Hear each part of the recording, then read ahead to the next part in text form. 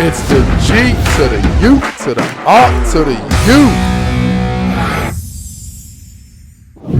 Yes, sir. Yes, sir. Yes, sir. It's the G to the U to the R to the U. Welcome to another episode of Monday Morning Football with you know who. I'm the Guru, where we're going to do our NFL week number 13 recap. So we're going to start it with the game of the week, obviously, between the Kansas City Chiefs and the Cincinnati Bengals. So first of all, I'm going to focus on the Chief aspect of things, right? And this game right here in the NFL, the modern day NFL, it's about weapons. You know what I mean? It's about the weapon crisis. Right now, the Kansas City Chiefs are in a weapon crisis. What made the Kansas City Chiefs one of the most dominant and explosive team in the NFL the last few years, especially with Patrick Mahomes' inaugural first couple of seasons, is because they had weapons of mass destruction. You know what I mean? They had a set of weapons with Travis Kelce, a set of weapons with Tyreek Hill, but the Kansas City Chiefs made one of the fatal mistakes our empire always and will never make. The empire of the Kansas City Chiefs empire made the biggest mistake by trading away the biggest weapon and the most destructive weapon they have at their arsenal. What made America a great country, the best country in the world? It's not about our capital, it's not about our finance, it's about our weaponry. It's about our weapon. We had atomic bomb. We have nuclear weapons. That's why everybody's scared of us. No one's going to invade America because we have nuclear weapons that could attack you fast and cause major damage, a la Japan. We know what happened with Japan in Hiroshima. So the difference in the Kansas City Chiefs is they sold their weapons of mass destruction, Tyreek Hill, to the Miami Dolphins, and now we're seeing the effects with the weapon crisis. The Chiefs are not the scariest team no more. They're not the most dominant team no more. They're not the most dominant empire no more because they don't have the scariest weapon. They don't have the nuclear weapon. I guarantee you this, if the United States of America start building or give away all of their nuclear weapons, they will not be the scariest country in the world. The Kansas City Chiefs gave away the most scariest and dynamic weapon, and now we've seen the effect of them slowly not becoming the most dominant team in the AFC anymore. Yes, of course, they got a great general in Patrick Mahomes. They have a great everything around him in Andy Reid. They could do all of that constructiveness, but at the end of the day and just like the real world, in the NFL, it's about weapons. And the team that has the best weapon, the most destructive weapons, 9 out of 10 times, or let me take that back, 10 out of 10 times will be the Empire. I want to talk about the Seattle Seahawks and the Los Angeles Rams. And you all know this is the holiday season. It's December. We're going to hear a lot about redemption stories, man. And one of my favorite redemption stories right now is the Geno Smith story, man. It's the Geno Smith story and what Geno Smith is doing right now as the starting quarterback for the Seattle Seahawks, who eventually are getting closer and clinching a playoff spot. Ain't nobody believe in Geno Smith. Geno Smith should not be doing what he's doing right now, but just like every great Christmas story, man, every great Thanksgiving, Christmas story, holiday story, it's about redemption. It's about going through going through hard situation when people count you out. Everyone counted Geno Smith out, man. But you know what? What made America so great? What made you so great? You watching this so great is because you had to redeem yourself, man. You have to redeem yourself, man. That's what makes every story. You can look at the Bible. You can look at the Quran. You can look at every religious book in the world. It's always about redemption stories. And right now, ain't no better redemption story, especially in this time of year, better than the Geno Smith story with the Seattle Seahawks, man. We wrote Geno Smith off, man. But you know what Geno did? Geno did not write back.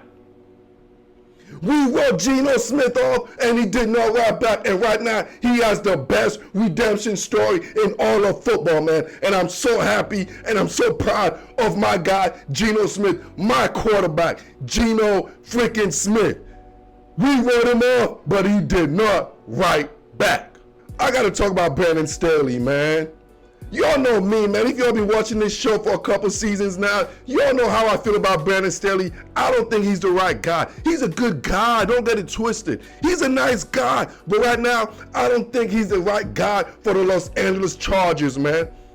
It seems like Justin Herbert is stagnant. There's no leap. Justin Herbert is not taking the next leap. The man has weapons on his possessions, but for some reason, it seemed like every time I watch the Chargers play, every time, it's like for them to score touchdowns, it's like they try so hard. Everything is so hard for the Los Angeles Chargers, man, just to even score a touchdown. When you have a guy with the talent, a guy with the experience now of a Justin Herbert, we know he's a one of one. He got all the tools that's necessary for you to be an absolute elite quarterback in this league. But I look at the Los Angeles Chargers, and he always comes to me. I'm like, why is it always coming to the last second? Why is it always coming to the last minute, the last throw, and things of that nature? Looking like a Kirk Cousins. We know Kirk Cousins is an average quarterback. That's why everything with the Minnesota Vikings always come down to the last second. But with Justin Herbert, he's not an average guy. He's above average in every type of attributes. But yet, when I look at Brandon Staley and I see his coaching job, and I'm like, man, this dude got Justin Herbert stagnant, bro. There's no improvement with Justin Herbert right now for the last couple years. He's just been stagnant, and he has to take a leap. And I think Brandon Staley is holding him down, bro.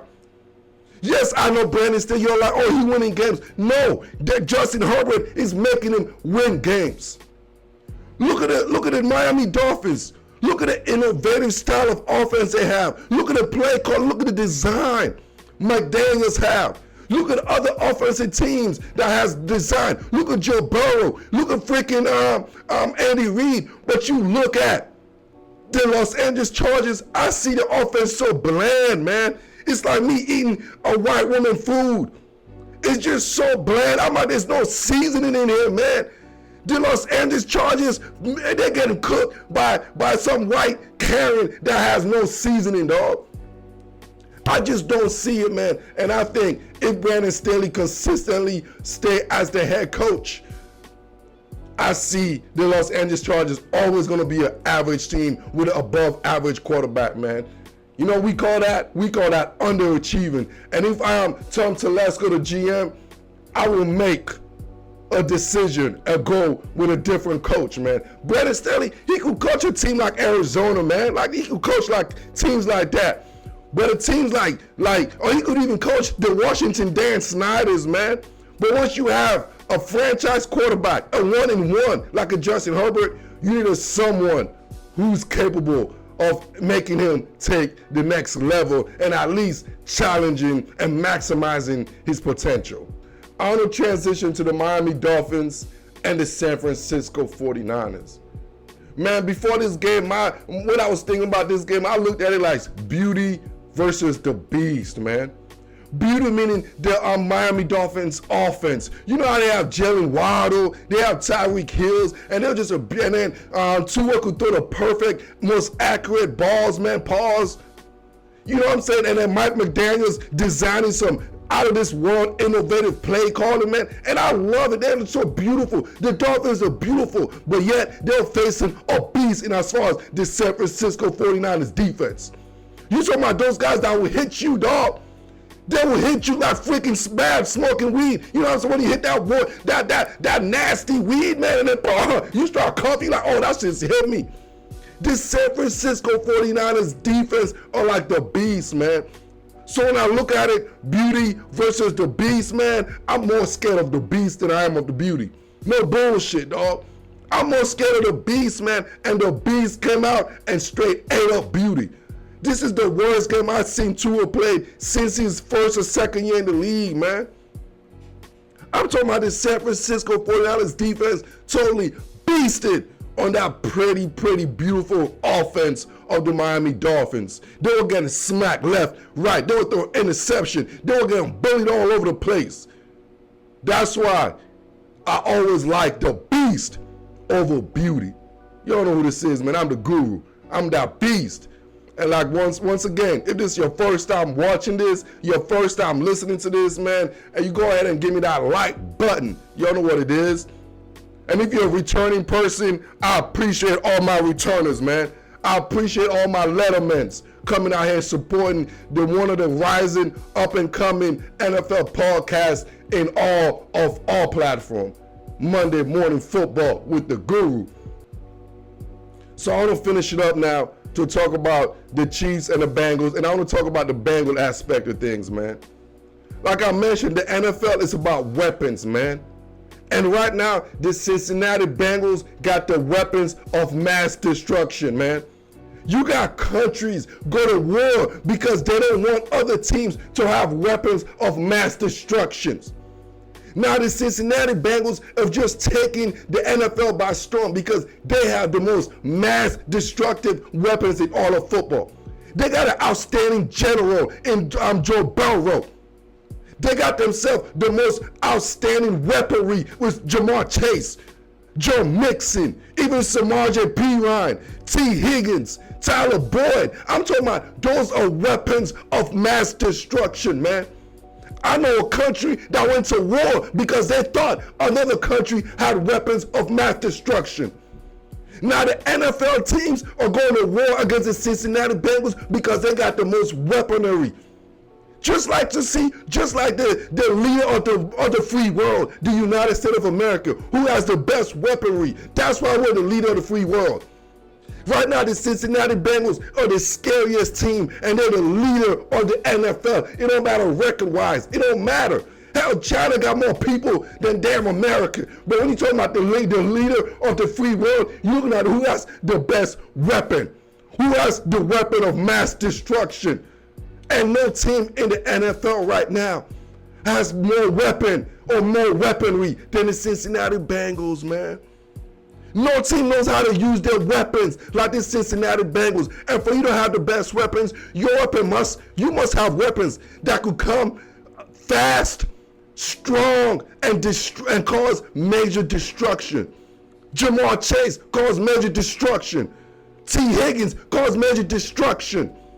Joe Mixon, Samaje Perine, Joe Burrow. I can name all the weapons they have over in Cincinnati, and that's why right now they're the scariest team in the NFL because they got and they're producing weapons of mass destruction. You know who it is. I'm the G to the U to the R to the U. Appreciate y'all listening, watching Monday Morning Football, NFL Week 13 recap. Y'all know what it is. Like this, love this, share this, and I am out. It's the G to the U to the R to the U.